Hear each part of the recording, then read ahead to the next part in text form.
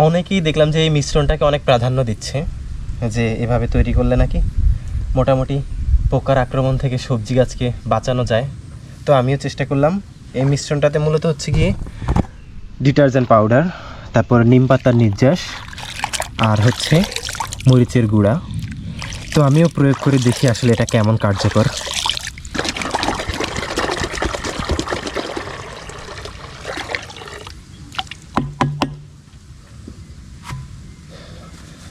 তো এখন মূলত আমি সবজির মাচার জন্য তৈরি করব জৈব কীটনাশক। তো এইটাতে প্রথমেই থাকছে হচ্ছে, এটা হচ্ছে নিম পাতার নির্যাস, আর এটার সাথে হচ্ছে মরিচের গুঁড়ির মিশ্রণ।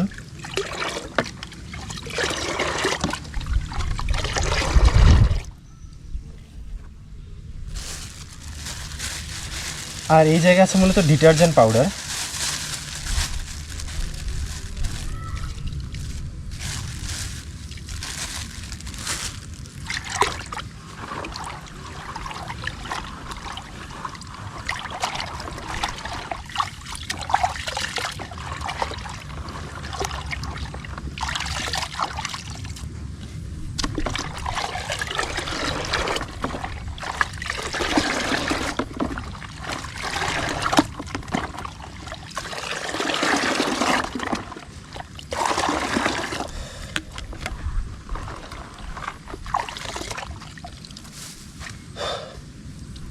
আসলে করলার মাচার জন্য এত ব্যবস্থা নিলাম, কোনোটাতেই কাজ হইল না, যার প্রধান কারণ একটা বৃষ্টি।